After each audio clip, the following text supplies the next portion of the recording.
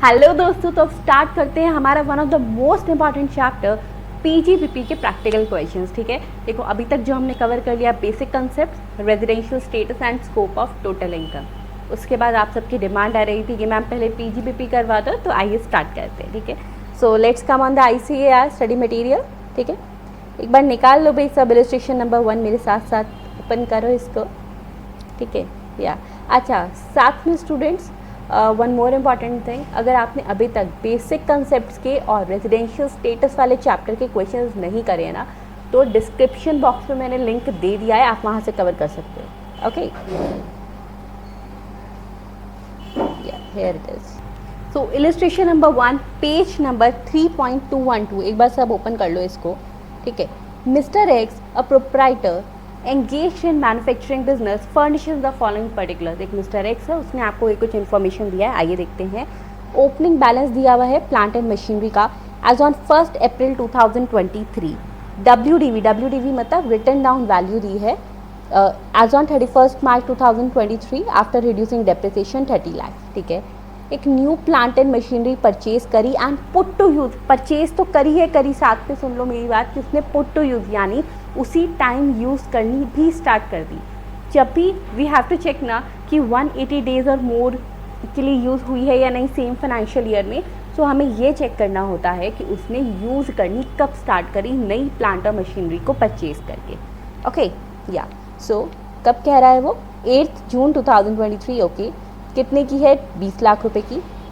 एक new plant and machinery acquired and put to use on 15 December 2023। 15 December 2023, 15 दिसंबर से लेकर 31 मार्च 2024 यानी less than 180 days. Okay, then 8 lakh रुपए की कंप्यूटर एक्वायर किया और इंस्टॉल कर लिया ऑफिस प्रीमाइजेस में 2 जनवरी को 3 लाख रुपीज़ का। Basically we have two assets here. First of all we have a plant and machinery, यानी कितने कॉलम्स बनेंगे अभी मैं आपको बताती भी हूँ कैसे कह रही हूँ, और एक कंप्यूटर का। देखो स्टूडेंट, जब भी हमें ऐसा कोई क्वेश्चन सॉल्व करना है जिसमें हमें डेप्रिसिएशन निकालना है, हमारे पास जितनी भी असेट्स हैं, एज वी नो कि असेट्स के हमारे पास डेप्रिसिएशन रेट अलग अलग होते हैं, है ना, तो हम इस तरीके से उसके लिए मार्किंग कर लेंगे। पहले ऊपर लिख लेंगे कंप्यूटेशन ऑफ डेप्रिसिएशन अलाउंस, वो सब कुछ लिख लेंगे हम। ठीक है, कि कितना डेप्रिशिएबल अलाउेबल होगा for the previous year and all. चलो, सो पहले तो था प्लांट एंड मशीनरी और second we have the computer, इसको ध्यान रखिए।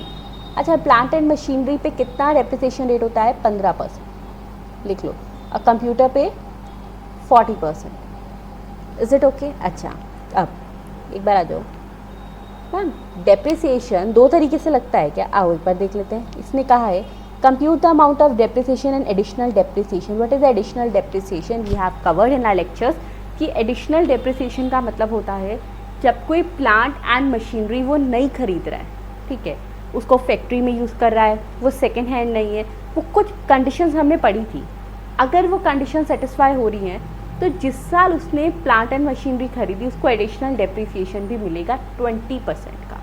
और अगर एसेट खरीद के उस साल लेस देन 180 डेज़ के लिए यूज़ है तो 20 का हाफ 10 इस साल, 10% नेक्स्ट ईयर डेप्रिसिएशन अलाउंस रहेगा। ठीक है, चलिए तो अब स्टूडेंट्स पहले देखते हैं प्लांट एंड मशीनरी की कितनी वैल्यू हमारे पास आ रही है और कंप्यूटर की कितनी वैल्यू है। प्लांट एंड मशीनरी जब भी आपको निकालनी है तो ये परफॉर्मा हमें सेलेक्ट करना है। एक तो या कोई भी asset whenever you have to check ना कि भाई ये एसेट हमारी इतनी है। देखो इसमें जिस भी तरीके से जब भी हमें ये निकालना है ना कि हमें कितनी प्लांट एंड मशीनरी पे जो है उस पर हमें डेप्रिसिएशन निकालना है, तो सबसे पहले तो आ गई उसकी ओपनिंग वैल्यू। ये हर एसेट के लिए रहेगा, सिर्फ और सिर्फ प्लांट एंड मशीनरी के लिए नहीं। फिर परचेजेस दिखा दी। अब परचेजेस ना हमारे पास दो तरीके की हो रही है, एक तो जिसमें वो 180 डेज़ या उससे ज़्यादा के लिए एसेट यूज़ है और जो लेस देन 180 डेज़ है। अब आपको अगर दिखाना है आप यहाँ पर एक साथ भी दिखा सकते हो, लेकिन उससे क्या होगा जब हम डेप्रिसिएशन निकाल रहे हैं सो वी गॉट कंफ्यूज ना कि किस पे हमें 50% का डेप्रिसिएशन लेना और किस पे हमें 100% लेना है। ठीक है, अगर कुछ सेल आउट होता है, कुछ डिस्कार्ड होता है तो उसको हम यहाँ से लेस कर देंगे। जो भी रहेगा that will be the value on जिस पे हमें डेप्रिसिएशन प्रोवाइड करना होगा 15% प्लांट एंड मशीनरी। अब आओ देखो यहाँ पे उसके पास स्टूडेंट्स ओपनिंग बैलेंस था 30 लाख का प्लांट एंड मशीनरी। कंप्यूटर का कोई ओपनिंग बैलेंस नहीं दिया हुआ था, सिर्फ और सिर्फ प्लांट एंड मशीनरी का दिया हुआ था। 30 लाख हो गया। फिर प्लांट एंड मशीनरी परचेज की गई 8 जून 2023 यानी 180 डेज और मोर के लिए। Then 15 December 2023 which is less than 180 days. 20 lakh और 8 लाख की, ये देखो अमाउंट 20 लाख और 8 लाख का अमाउंट है। फिर next category that is of computer. यहाँ पर कंप्यूटर एक्वायर करा और इंस्टॉल कर दिया ऑफिस प्रीमाइजेस में 3 लाख रुपए के लिए। तो टोटल आ गया 58 लाख एंड 3 लाख रुपये। अब बारी आती है कि हमें इस पर ये देखना है कि हमारे पास जो प्लांट एंड मशीनरी है, देखो यहाँ पे वही हो गया स्टूडेंट्स, उन्होंने यहाँ पर एक बार वैल्यू कैलकुलेट करो, ये आ गई 58 लाख की। ठीक है, अलग अलग करके दिखाओ चाहे एक साथ करके दिखा दो, एक ही बात है। देखो एक साथ कैसे, दो को एक कैसे करना था यहाँ पर। अगर आप यही दिखा देते कि भाई ओपनिंग वैल्यू हमारे पास है 30 लाख की, देन परचेज जो 180 डेज और मोर के लिए यूज़ हो रही है that is approximately 20 lakh rupees, और फिर आ गया 8 लाख रुपए का। ठीक है, अब क्योंकि हमने यही दिखा दिया था 180 डेज और मोर, तो हमें अलग से ये करने की ज़रूरत नहीं है। कंपोजिशन वाला पार्ट आप अलग भी करके दिखा सकते हो, एक साथ भी। ओके, अब आती है बारी हमारे पास हमारे जस्ट वेट डेप्रिसिएशन देने की। सबसे पहले हम असेट का नॉर्मल डेप्रिसिएशन कैलकुलेट करेंगे। After that we will calculate the additional depreciation. अब नॉर्मल डेप्रिसिएशन किस पर देना है? जो 50 लाख की वैल्यू आई है, 50 लाख यानी कि वो वाली वैल्यू स्टूडेंट्स जहाँ पर देखिए, जहाँ पर बेसिकली हमारे पास जो लेस देन 180 डेज है उसको हटा दो, क्योंकि उस पर 15% का भी हाफ जाएगा, 50% होगा क्योंकि लेस देन 180 डेज था। तो 15% आ गया 50 लाख पे। उसके बाद सिंस 8 लाख वाली asset use to less than 180 days, so 8 lakh पर 7.5%। अब ये 7.5 कैसे आया है, डोंट गेट कंफ्यूज। 15% के रेट को हाफ कर देना है, क्योंकि 180 दिन से कम के लिए एसेट यूज हुई है 60,000। देन अब ये वाला क्या है, ये है हमारे पास कंप्यूटर के लिए। स्टूडेंट्स कंप्यूटर का डेप्रिसिएशन रेट क्या होता है? 40%। कंप्यूटर कब उसने एक्वायर करा है? 2 जनवरी 2024। It means put to use for less than 180 days. तो 40% का आधा डेप्रिसिएशन मिलेगा, 50% यानी कि 20%। ठीक है, तो 3 लाख का 20% 60,000। अब कई स्टूडेंट्स कंफ्यूज हो जाते हैं पेपर में बैठ के, पहले अकाउंट्स की तैयारी करी है, उसके बाद they do the preparation of taxation.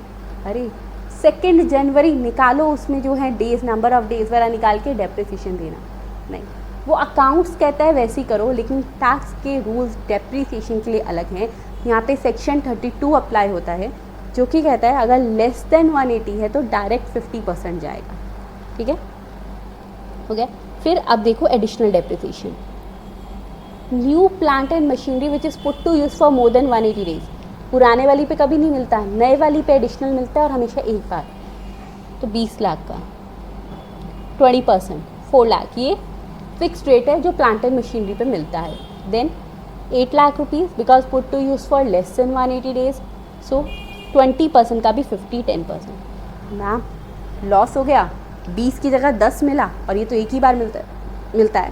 लेकिन क्योंकि इस साल सिर्फ आधा मिला, 10% मिला, तो नेक्स्ट इमीडिएट फाइनेंशियल ईयर में वो बाकी का 10% क्लेम कर पाएगा। ठीक है, तो आ गया 80,000 रुपीज़। टोटल डेप्रिसिएशन हमारे पास आ गया 12,90,000 and 60,000। Is it clear to all of you? ये था हमारे पास इलस्ट्रेशन नंबर 1। अब आ जाओ एक बार इलस्ट्रेशन नंबर 2 पर, that is on page number 3.217। A car purchased by Dr. Soman on 10th August 2020 for ₹5,25,000। एक गाड़ी परचेज करी डॉक्टर सोमन ने 5,25,000 की on 10th August 2020 for personal use is brought into professional use, यानी पर्सनल गाड़ी को अपनी प्रोफेशनल के लिए लेकर आया है on 1 July 2023 by him when its market value was 2,50,000। अब देखो स्टूडेंट्स, यहाँ पर हम क्या बात कर रहे हैं। देखिए, सबसे पहले तो आपको ध्यान होगा कि मैम हमने ना आपने एक सेक्शन पढ़ाया था, section number 43 sub section number 1। हाँ जी, मैंने पढ़ाया था। क्या पढ़ाया था मैंने, एक बार आ जाओ। मैंने उस सेक्शन में आपको पढ़ाया था कि जब भी कोई असेट ठीक है, पर्सनल से प्रोफेशनल पर जा रही है या बिजनेस पर जा रही है, तो हम क्या देखते हैं कि हमने जब वो असेट खरीदी थी, ठीक है, जैसे इन्होंने 2020 में, मान लो एग्जांपल ले रही हूँ, 10 लाख के लिए खरीदी थी, तो उसका हम नॉमिनल डेप्रिसिएशन देते रहेंगे टिल द 2023 जब वो असेट सेल आउट हो रही है। जो वो वैल्यू होगी उसी को हम कॉस्ट ऑफ एक्विजिशन मानेंगे, यानी उसी को हम WDV मानेंगे, ठीक है। बट स्टूडेंट्स, गाड़ी पर क्या ये एक्सप्लेनेशन होती है? नहीं, car is not in this case. इसीलिए स्टूडेंट, अच्छा मैम ये बेसिकली किस पे थी? सिर्फ और सिर्फ बिल्डिंग पे। सेक्शन 43 सबसेक्शन 1 सिर्फ और सिर्फ बिल्डिंग पे उसकी एक्सप्लेनेशन होती है, इसलिए यहाँ ऐसा नहीं होगा। यहाँ पे स्टूडेंट्स क्या होगा, यहाँ पे सिर्फ हमने इतना देखना है कि उसने गाड़ी कब खरीदी थी, 10 अगस्त, कितने की? 5,25,000। क्या नॉमिनल डेप्रिसिएशन मिलेगा? नहीं मिलेगा। बिल्डिंग होती तो मिलता, अदरवाइज नहीं मिलता। सो 5,25,000 इसलिए हम मान रहे हैं कि उसकी परचेज प्राइस है जो उसने यहाँ पर उसको लेकर आया, ठीक है। अच्छा, अब क्या करेंगे? अब बारी आती है कि इसको हमने डेप्रिसिएशन कितना देना है। तो actual cost of the car is 5,25,000।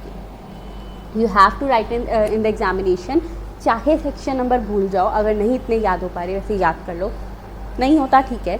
इतना याद रखो, ये लिखना है कि बिल्डिंग पर नॉमिनल डेप्रिसिएशन दिया जाता अगर पर्सनल से प्रोफेशनल पे आता और किसी एसेट पे नहीं, ठीक है।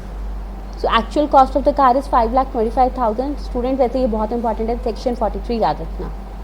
फिर कितना रेट ऑफ डेप्रिसिएशन आएगा, amount of depreciation, assume rate 15% है तो ठीक है ना। 5,25,000 का 15% 78,750, इतना डेप्रिसिएशन उसको अलाउड रहेगा। Is it clear to all of you? ठीक है, चलिए ग्रेट। देन स्टूडेंट्स, अगर अच्छा लग रहा है तो प्लीज़ फटाफट से बता दो कि कितना आपको ये लेक्चर्स जो हैं वो समझ आ रहे हैं। और कोई क्वेरी है तो definitely you can ask me out, okay. Next is illustration number 3। A newly qualified chartered accountant mister Dhawal commenced practice and has acquired the following assets in his office during financial year 2023-24 at the cost shown against each item, ठीक है। एक newly qualified chartered accountant है जिसने कि क्या किया, अपनी practice शुरू करी और ये कुछ असेट्स खरीद ली। Calculate the amount of depreciation that can be claim from his professional income for assessment year 24-25। So now calculate the amount of depreciation that can be claimed from his professional income, okay। Assume करना कि सारी asset जो है account पे check से लिए, मतलब कोई भी असेट ऐसी नहीं है जिसके में हम डेप्रिसिएशन नहीं देंगे। कैश में होती, पर्टिकुलर अमाउंट से ऊपर होती, ना देते, ऐसा कुछ नहीं है। First asset computer including the computer software, date of acquisition 27 September, when put to use 1 October. Ma'am when put to use का क्या रेलेवेंस है? 180 days will be counted from this date, that date of asset when put to use for the first time, okay। Computer UPS लिया है, computer का printer लिया है, books ली हैं other than annual publications, यानी 13,000 टोटल है। इधर देखो, इसमें से वो कह रहा है कि 12,000 की बुक जो है other than annual publications are of 12,000, clear. Office furniture acquired from a practising CA, यानी पुराना फर्नीचर ले लिया है 3 लाख का। लैपटॉप लिया है 43,000 का। We have to give the depreciation allowed, ठीक है। अब अदर स्टूडेंट्स, एक बार सबसे पहले तो भाई बड़ी सारी असेट्स हैं, चाहने को मैं ऐसे भी बना सकती थी as we do in the previous questions like this, इस तरीके से, बट पेपर की शीट पे पूरा नहीं कर पाओगे जब 3 से 4 असेट आ जाएंगी। तो क्या करो, ब्लॉक्स का नाम दो, ठीक है ना। सो ब्लॉक 1 आ गया furniture, block 2 plant and machinery. Now plant and machinery, computer is a plant and machinery now, so that is the case here, okay। So first of all we have, देखो block 1 आ गया furniture का, block 2 plant machinery ना, plant and machinery, अरे computer is a plant and machinery ना, clear. चलिए देखते हैं फिर। तो फर्स्ट ऑफ ऑल फर्नीचर देख लो स्टूडेंट्स कितने का है हमारे पास। सो मैम फर्नीचर है ये रहा, ऑफिस फर्नीचर 3 लाख रुपीज़ का। अच्छा, फर्नीचर पे डेप्रिसिएशन रेट क्या होता है, कोई याद करवाएगा क्या? 10%, वेरी गुड, ठीक है। तो यहाँ आ गया हमारे पास कंप्यूटेशन ऑफ डेप्रिसिएशन, फर्नीचर पर आ गया रेट ऑफ डेप्रिसिएशन 10%। अब because it is put to use for more than 180 days, तो पूरा का पूरा डेप्रिसिएशन दिया जाएगा 3 लाख पे 10%, that is 30,000 rupees, clear. Next आता है plant and machinery, that is basically यहाँ पर प्लांट है, आप प्लांट एंड मशीनरी दोनों करके लिख सकते हो। Computer including the computer software, Date when put to use 1st October 2023. 1st October 2023 से कैलकुलेट 31st मार्च 2024 तक आओ कैलकुलेट करते हैं. सो अक्टूबर में कितने दिन होते हैं? 31. नवंबर, दिसंबर, जनवरी, 10. फरवरी में कितने दिन होंगे स्टूडेंट्स? फटाफट बोलो, because 2024 was a leap year, so 29. Then March. Calculated. ध्यान रखना होता है ये लीप ईयर वाला भी. 31 + 30 + 31 + 31 + 29 + 31, 183. सो या it is put to use for more than 182 days. ठीक है, सॉरी 180 डेज. या वो रेजिडेंशियल स्टेटस आपको पढ़ाया ना, तो माइंड में 182 चल रहा है. It is put to use for more than 180 days. So complete देंगे हम, यानी हमारे पास अमाउंट है 35,000 का. तो इस पे कंप्यूटर पे अब डेप्रिसिएशन रेट कितना होता है? 40% का. So complete 40% will be allowable here. 35,000 का 40%. Then computer UPS students, computer UPS जो है it is put to use for less than 180 days. तो वहाँ पर 40 नहीं, 40 का हाफ 20% डेप्रिसिएशन दिया जाएगा. 8500 पे 20%, that will be 1700. Computer printer put to use for more than 180 days है तो पूरा दे दोगे 12,500 पे 40%.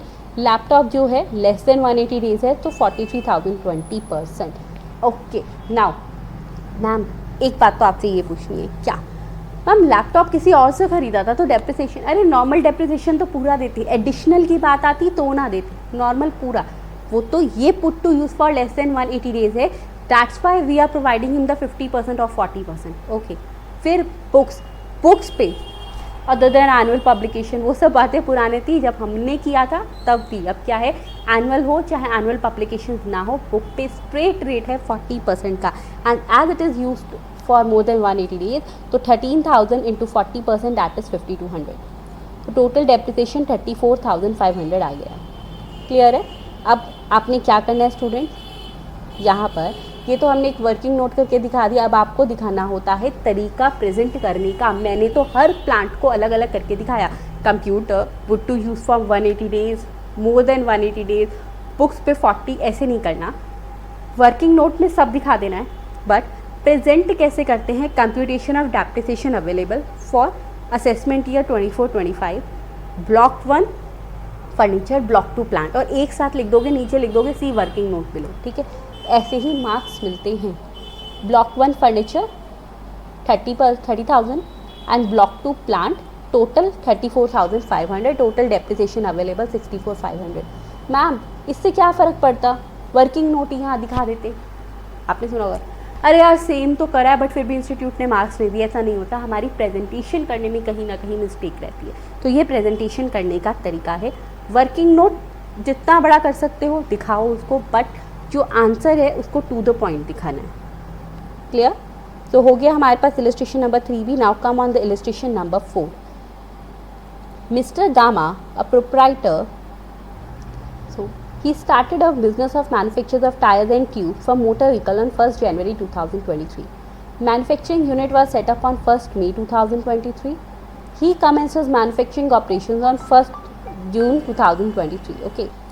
नेक्स्ट है स्टूडेंट्स, आप देखो यहाँ पर बात आई कि उसने अपना मैन्युफैक्चरिंग ऑपरेशन 1 जून से स्टार्ट करे, यानी जो भी एसेट उसने खरीदी होगी that is put to use on 1 June 2023, not before that. Okay, the total cost of the plant and machinery installed in the unit is 120 CR.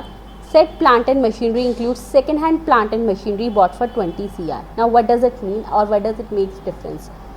120 business जो है मैन्युफैक्चरिंग ऑपरेशंस का है. चेक करेंगे न्यू रिजाइन में अपने आप को register कर रहा है, मतलब न्यू टैक्स रिजाइन के अकॉर्डिंग टैक्स दे रहा है, या ओल्ड हुआ तो एडिशनल डेप्रिसिएशन भी मिलेगा, नहीं हुआ तो नहीं मिलेगा.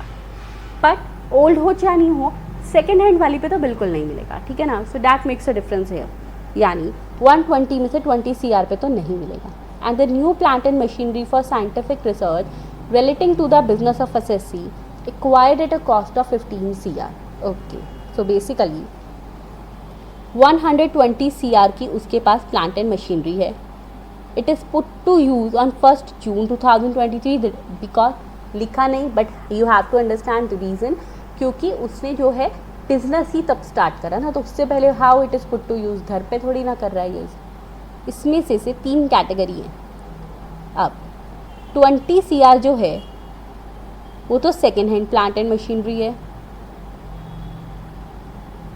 सेकेंड हैंड वाली पर नॉर्मल डेप्रिसिएशन तो मिलेगा, लेकिन एडिशनल वाला नहीं मिलेगा। क्लियर। उसके बाद है ऐसी असेट जो कि साइंटिफिक रिसर्च के लिए यूज़ हुई है। अगर वो साइंटिफिक रिसर्च के लिए यूज़ हुई है तो इट मीन स्टूडेंट्स कितने की थी ऐसी असेट, एक बार ज़रा चेक करते हैं।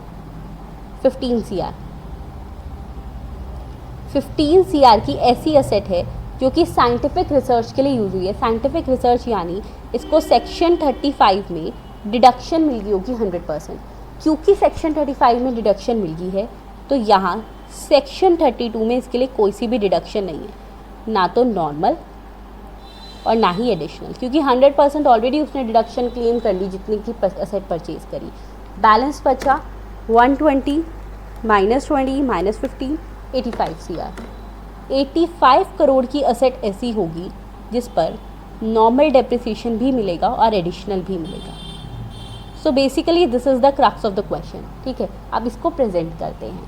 आओ, compute the amount of depreciation allowable under section 32। Assume सारी असेट्स अकाउंट पे चेक से खरीदी है और मिस्टर गामा ने ऑप्शन शिफ्ट आउट का करा है, यानी ओल्ड टैक्स रिजाइम में दे रहा है, तो हम लिख देंगे क्योंकि ओल्ड में कर रहा है तो एडिशनल डेप्रिसिएशन मिलेगा, न्यू में नहीं मिलता।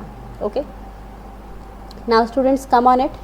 Total cost of plant and machinery 120 CR, less used for scientific research. क्यों?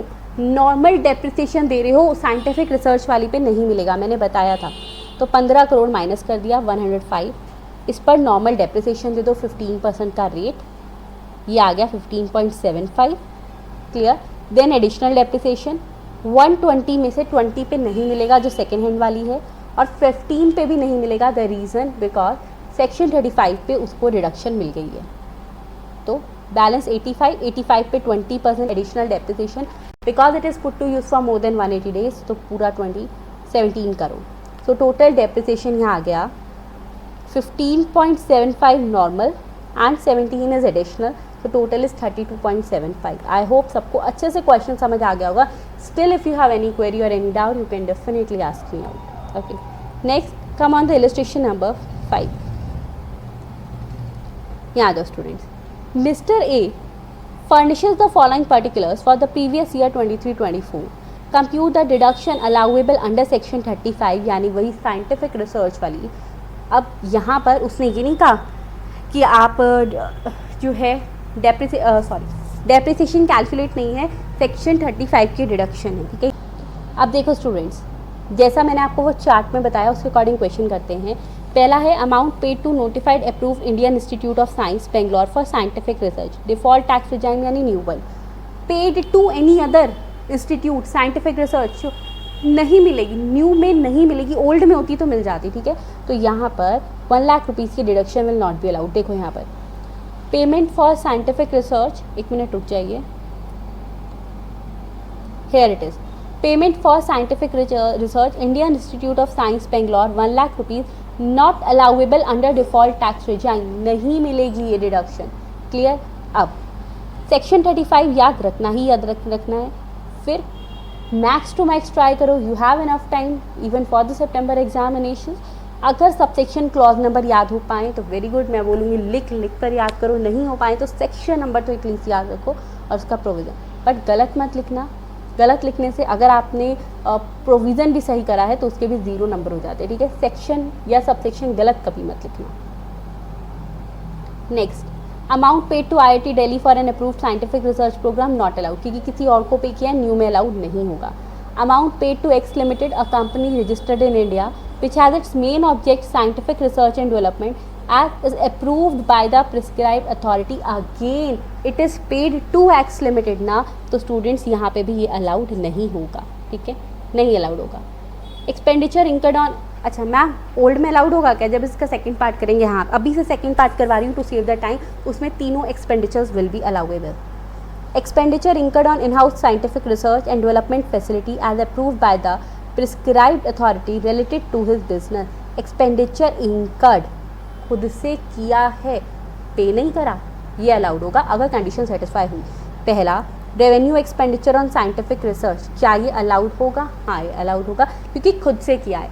न्यू में भी अलाउड होगा, ओल्ड में भी अलाउड होगा, ठीक है। सेकेंड पार्ट साथ साथ ही कर रहे हैं, यहाँ तो अलाउ है ही है, सेकेंड में भी, ओल्ड में भी होगा। अब capital expenditure 7,50,000 including cost of acquisition of land. अब ये जो 7.5 लाख का अमाउंट है, 7,50,000, इसमें से 5 लाख लैंड खरीदी है। लैंड ना तो ओल्ड में ना न्यू में अलाउड होता ही नहीं है खरीदना, उसका डिडक्शन नहीं मिलती।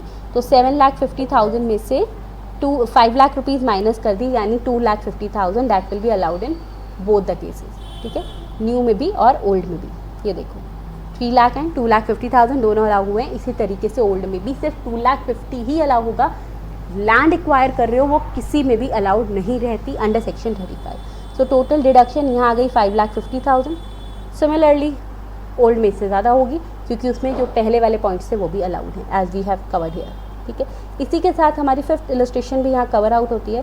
स्टूडेंट्स, मैंने एक बात देखी है that most of you are getting afraid कि भाई हमें ना पीजीबीपी के क्वेश्चंस नहीं हो रहे या फिर सैलरी के क्वेश्चन नहीं हो रहे। बेसिकली पीजीबीपी पे तो ये बहुत ज़्यादा दिक्कत आ रही है। जो स्टूडेंट देखो मैम पहले पीजीबीपी करा दो।